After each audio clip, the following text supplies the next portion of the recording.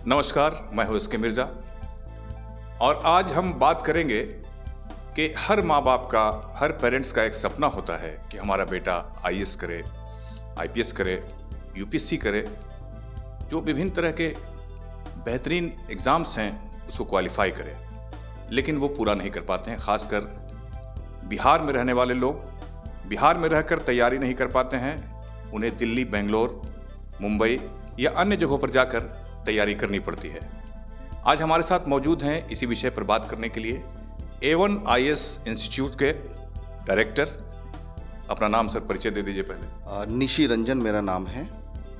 मैं A1 IAS के management को देखता हूँ।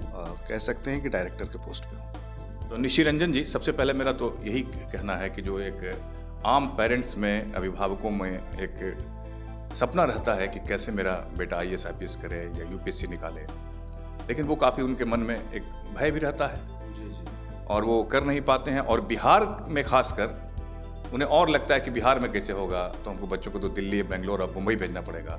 तो उनको आप क्या कहना चाहेंगे? देखिए, बिहार में भी अब पर्याप्त व्यवस्थाएं हैं। था क्या, कई सालों से देखा जा रहा था कि पिछले कुछ सालों में, विगत वर्षों में यूपीएससी या बीपीएससी में बिहार के बच्चों की थोड़ी सी सिलेक्शन रेशियो जो थी, संख्या थी, थोड़ी कमी हुई थी उसमें।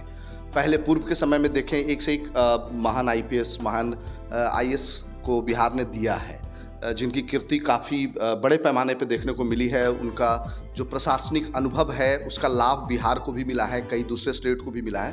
तो एक समय में कई लोग बिहार से, आईएएस का मतलब होता था कि बिहार, सबसे ज़्यादा लोग आईएएस में नाम होते थे बिहार से। जी हाँ, लेकिन पिछले कुछ वर्षों में इसमें कमी भी देखने को मिली थी। हालांकि 2020 के बाद से अगर चीज़ें देखें तो काफ़ी इस व्यवस्था में बदलाव हुआ है। बिहार में भी इसके लिए अनुकूल माहौल भी बनी है। कुछ समस्याएं थी कि एक बेहतर विकल्प के रूप में कुछ इंस्टीट्यूशंस की कमी थी, अच्छे फैकल्टी की कमी थी। लेकिन जब देखा जाए कि पिछले 2-4-5 सालों में तो कई ऐसे फैकल्टी हैं जो बिहार में अपना योगदान दे रहे हैं। कई सारे संस्थान के साथ जुड़ करके हमारे साथी जितने भी फैकल्टी हैं, तो आप देखेंगे कि यहाँ पे वो कहीं ना कहीं बिहार को अपना कर्मस्थल मान करके और दिल्ली से, यूपी से, अलग अलग स्टेट से छोड़ करके यहाँ पे आए हुए हैं बच्चों बिहार में आ रहे हैं। जी हाँ, बिल्कुल आ रहे हैं। दूसरी चीज़ थी कि सबसे बड़ी जो समस्या, जो गार्जियन की बात आपने कहा कि गार्जियन के मन में होता है कि मेरा बच्चा आईएएस बने, लेकिन वो पूर्ण नहीं हो रहा था। इसके लिए वो दिल्ली जा रहे थे, अलग अलग स्टेट में जा रहे थे। उसके पीछे कुछ कारण रहे हैं, ये सत्य भी है।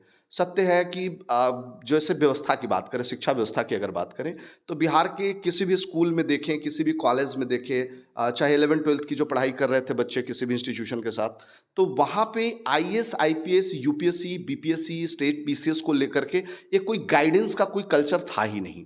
पिछले कई वर्षों में आपने देखा होगा, किसी भी बच्चे को स्कूलिंग शिक्षा के दौरान कभी बताया ही नहीं गया कि आपको आफ्टर 10th, 11th, 12th के लिए क्या करनी है, आफ्टर 11th, 12th आपको किस इंडस्ट्री में आपके लिए बेहतर होगा, इंजीनियरिंग में जाने के लिए आपको कैसे शिक्षा व्यवस्था की आवश्यकता है। ये हो रहा है? जी हाँ, बिल्कुल हो रहा है। अब कई सारे संस्थान हैं जो 11th, 12th में बच्चों को गाइड कर रहे हैं कि आपको इंजीनियरिंग के लिए आपको क्या आवश्यक चीज़ें चाहिए, मेडिकल में जाने के लिए क्या आवश्यक चीज़ें चाहिए, आपको यूपीएससी, बीपीएससी के थ्रू ऑफिसर बननी है तो इसके लिए क्या आवश्यक गाइडेंस की आवश्यकता है।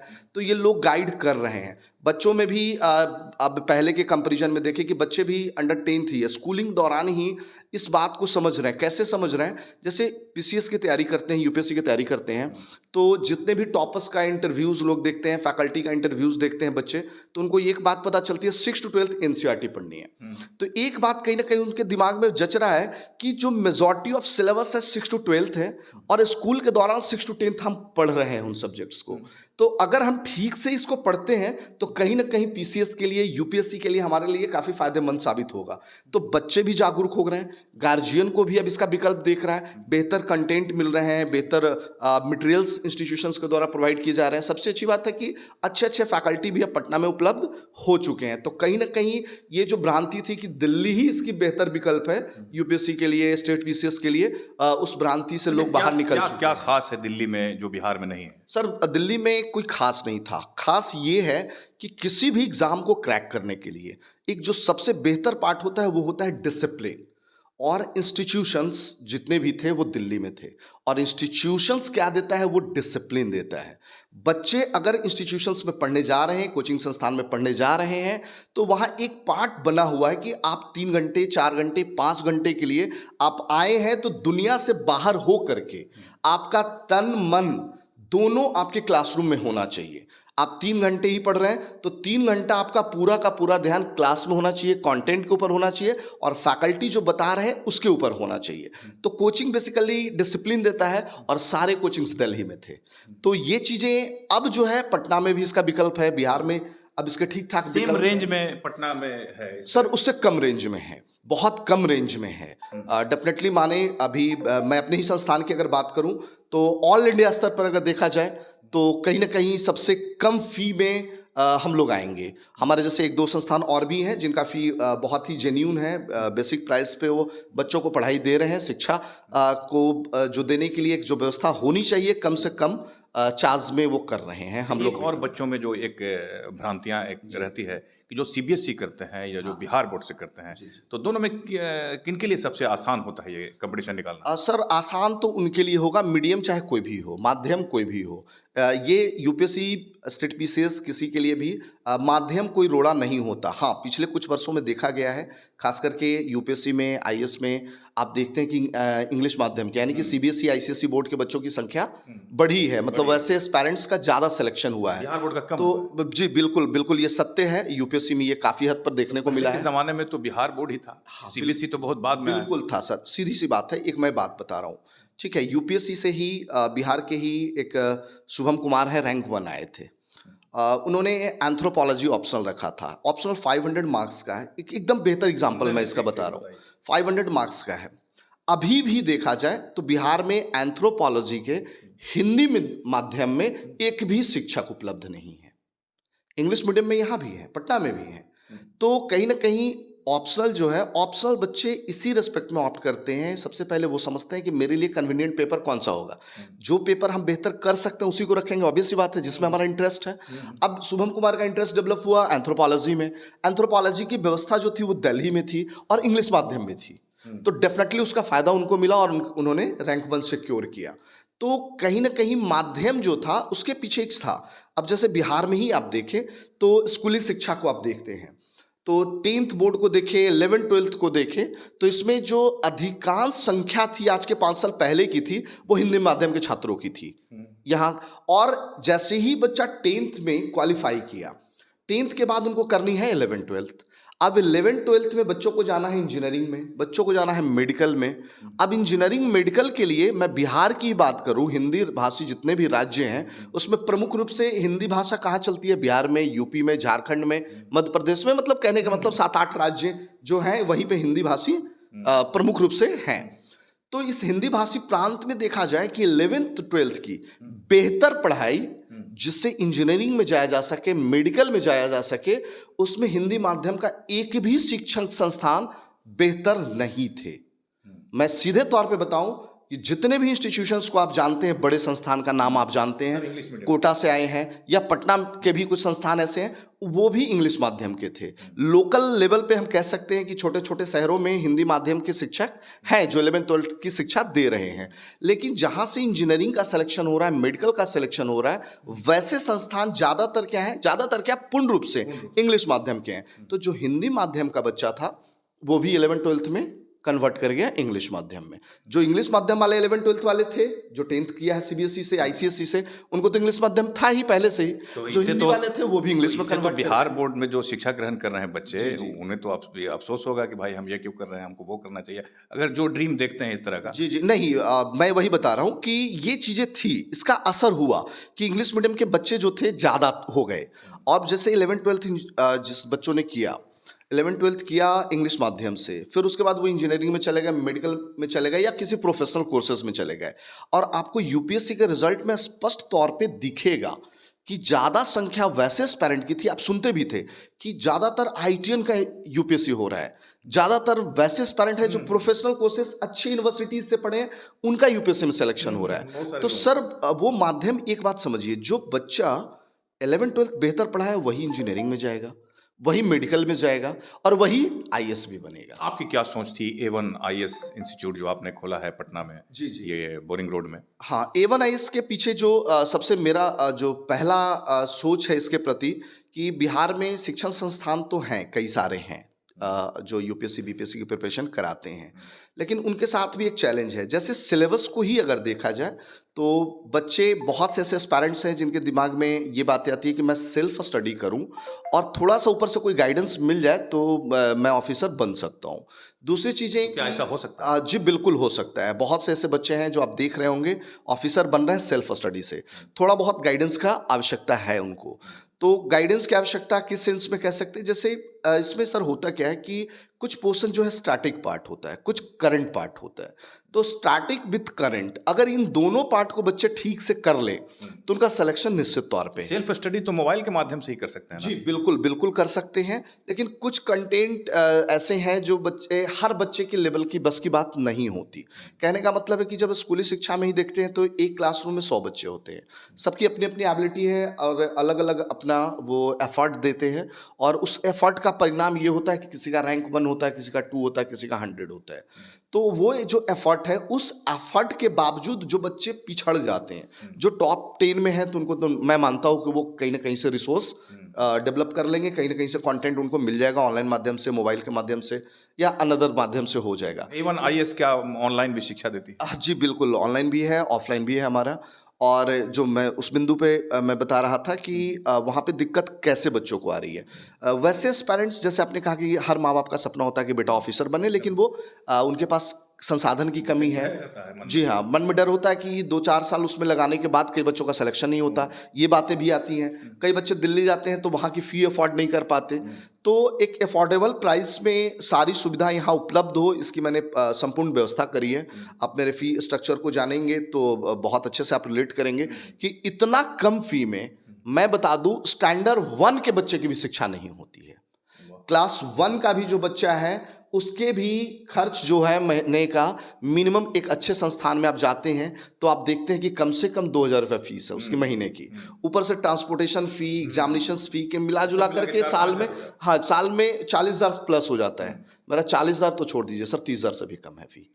तो सीधे तौर पे आप समझिए कि इस प्राइस में हमने कोशिश करी है कि वैसे बच्चे जो रिसोर्सेज की कमी से, जिनका फाइनेंशियल स्ट्रक्चर अच्छा नहीं है, इकोनॉमिकली वीक हैं, वैसे लोग को भी हम शिक्षा प्रदान करें, वो बिहार का नाम रोशन करें, वो यूपीएससी के थ्रू सेलेक्ट हों, ऑफिसर बने, बीपीएससी के थ्रू ऑफिसर बने। तो इसके लिए हमने एक बेहतर डायग्राम तैयार किया है, एक बेहतर परिकल्पना हमने करी है और उसको एग्जीक्यूट करने का हर संभव प्रयास कर रहे हैं कि आप किसी भी माध्यम से हैं तो माध्यम कोई रोड़ा नहीं है, ये भी मैं स्पष्ट तौर पे कर दूं। हाँ, कुछ रिसोर्सेज की कमी थी, मतलब सीबीएसई से हो या बिहार बोर्ड से, हाँ, उससे कोई फर्क नहीं पड़ता। आप बीपीएससी का रिजल्ट देखें, पिछले बार तो टॉप 10 में अधिकांश संख्या थी हिंदी माध्यम के छात्रों की। तो माध्यम कोई रोड़ा नहीं है। हाँ, यूपीएससी में कुछ रिजल्ट कम हुए हैं तो हिंदी माध्यम के छात्रों की संख्या भी वहाँ कम रही है। हिंदी माध्यम के बच्चों के साथ थोड़ा सा गाइडेंस का, लैक ऑफ गाइडेंस की कमी रही है, कुछ रिसोर्स की कमी थी, लेकिन अब वो धीरे धीरे हिंदी माध्यम के छात्र जो हैं वो आप देखते हैं, जैसे एक सीधी सी बात मैं बता रहा हूँ कि जब बच्चा 10th पास करता है ना और बहुत अच्छा उसका मार्क्स है, बिहार की मैं बात कर रहा हूँ, बहुत अच्छा स्कोर कर रहा है, अगर वो कहेगा कि पापा मुझे 11th-12th में आर्ट्स रखनी है, तो उसके पापा बोलते हैं, उसके गार्जियन बोलते हैं, नहीं बेटा तुम कितना अच्छा परफॉर्म किया, तुम्हें साइंस लेना चाहिए, तुम्हें इंजीनियरिंग की तरफ जाना चाहिए, मेडिकल की तरफ जाना क्या चाहिए। जी हाँ, नहीं, वो बच्चे के ऊपर छोड़ना चाहिए कि बच्चे कहाँ रिलेट कर पा रहे हैं अपने आप को, डॉक्टर के रूप में अपने आप को देखना चाहते हैं। ये सब लोग तो समाज को कंट्रीब्यूट ही करते हैं ना, इंजीनियर भी कंट्रीब्यूट ही करते हैं, डॉक्टर भी कंट्रीब्यूशन ही देते हैं, ऑफिसर्स भी कंट्रीब्यूशन ही देते हैं। बच्चे की अगर लालसा है कि मुझे 11th-12th में आर्ट्स लेनी है, डेफिनेटली उनको आर्ट्स के साथ जाने दीजिए, क्योंकि उनको थोड़ा सा फायदा होगा आईएएस आईपीएस के लिए। तो डेफिनेटली ये जो बातें थी, ये एक परसेप्शन बन चुका था। गार्जियन बच्चों के ऊपर भी दबाव देते थे कि 10th में अच्छा स्कोर है तो इंजीनियरिंग मेडिकल करो, और बुरा स्कोर है तो आर्ट्स ले लो, 11th-12th में किसी तरीके से पास कर जाओ बेटा, नाक मेरी नहीं कटनी चाहिए, तुम ग्रेजुएट हो जाना किसी तरीके से। तो इस जो परसेप्शन बना हुआ था, अब गार्जियन भी समझ रहे हैं कि नहीं, आर्ट्स के साथ ग्रेजुएशन करा करके हम ऑफिसर बना सकते हैं, आर्ट्स के साथ भी कई सारे स्कोप है।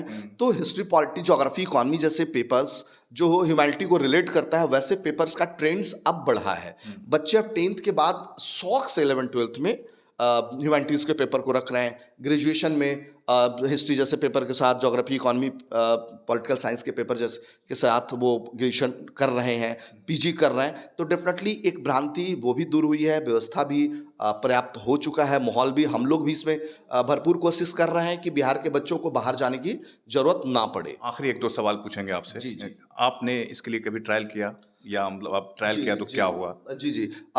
हम जिस समय हम प्रिपरेशन में थे, मैं बताऊँ कि फर्स्ट टाइम जब मैंने फॉर्म भरा था बीपीएससी का, तो मैंने इंजीनियरिंग बैकग्राउंड से मैं रहा हूँ, और इंजीनियरिंग बैकग्राउंड से रहा हूँ। मैंने प्रीवियस ईयर क्वेश्चन जब मैं ग्रेजुएट हुआ और मैंने क्वेश्चंस देखा, तो मुझे लगा कि थोड़ी बहुत मेहनत करने के बाद हम इसको कर सकते हैं, सेलेक्ट हो सकते हैं। ठीक है, मैंने फर्स्ट अटेम्प्ट जो ऐसे ही था, कोई विशेष खास तैयारी नहीं थी, हमने ये कर लिया, फॉर्म डाल दिया, एग्ज़ाम में बैठे, और संजोग अच्छा था कि 1-2 मार्क्स से ही हमारा प्रीलिम्स ही रुका था। सेकंड टाइम मैंने इसके बारे में थोड़ा-सा प्रयास किया। कुछ ऐसे लोग थे जिनके गाइडेंस में हमने प्रयास किया। 56वीं टू 59वीं वो जॉइंट एग्ज़ामिनेशन हुआ था। हालाँकि फाइनली हम सेलेक्ट नहीं हुए, उसके थ्रू ऑफिसर तो नहीं बने, लेकिन पिछले कई वर्षों से मैं इस इंडस्ट्री में जुड़ा हूँ। कई सारे ऐसे बच्चे हैं, कई सारे एस्पायरेंट्स हैं जो हमसे लगातार कांटेक्ट में रहे हैं, उनके साथ मैं जुड़ा रहा हूँ। मैंने अपना एक लाइफ का इम्पॉर्टेंट समय, काफ़ी लंबा समय इस इंडस्ट्री को दिया है। तो मुझे लगता है कि मैं अपने आप में पर्याप्त हूँ एक बेहतर सुविधा देने के लिए, एक बेहतर गाइडेंस देने के लिए। वैसे एस्पायरेंट मैं यहाँ पे कहता भी हूँ, कई सारे ऐसे बच्चे आते हैं, मैं सबको इनवाइट भी करता हूँ कि ये नहीं आप सोच के आओ कि मुझे एडमिशन लेना है इसलिए A1 में जाना है। आप ये भी सोच के आओ कि आप कहीं भी पढ़ रहे हो, किसी भी माध्यम से पढ़ रहे हो, है ना? आप मुझसे मिलें, यहाँ पे आएँ, यहाँ पे कई फैकल्टी हैं, उनके गाइडेंस में आप एक बेहतर स्ट्रक्चर को समझें कि यूपीएससी करने के लिए क्या हमें करना चाहिए, हमारा कंट्रीब्यूशन क्या हो सकता है, और किसी फैकल्टी के सहारे की आवश्यकता कब पड़ सकती है, किसी इंस्टीट्यूशन के सहारे की आवश्यकता कब पड़ सकती है। तो इन सब के गाइडेंस के लिए भी आप आकर के मुझसे मिल सकते हैं। मतलब ये आप नहीं बने, लेकिन आप असंख्य बच्चों को आप बनाएंगे, बनाने की ये आपने प्रण लिया है। बिल्कुल, बिल्कुल, बिल्कुल, अब 100%। एक आखिरी सवाल करेंगे, जी, जी। क्योंकि ये बहुत बड़ा वीडियो बनने जा रहा है, जी, जी। कि ये जो यूपीएससी या बीपीएससी का जो एग्जाम्स होते हैं, समझ गए ना, एक सरल भाषा में अगर आज के बच्चों को बताया जाए तो किस तरह के एग्जाम होते हैं और क्या क्या करना पड़ता है, मतलब इनिशियल रूप में? देखिए सर, ये एग्ज़ाम कोई अलग है नहीं। एकदम बहुत बहुत स्पष्ट तौर पे कह दूँ कि जो बच्चे 6 टू 10th पढ़ते हैं, इसी का सबसे बड़ा रोल है।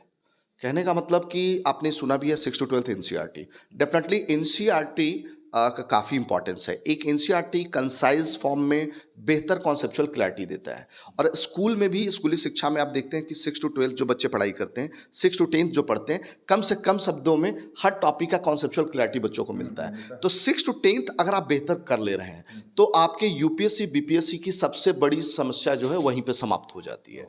कॉन्सेप्चुअल क्लैरिटी 6 टू 10th आप ठीक से कर लीजिए, उसके बाद आप यूपीएससी, बीपीएससी के लिए बेहतरीन तरीके से तैयारी कर पाएंगे, उसमें कोई समस्या नहीं आएगी। एक और आखिरी सवाल कर लेते हैं। A1 आईएएस कोचिंग संस्थान के बारे में बच्चों को आप क्या कहना चाहेंगे? ये आखिरी सवाल।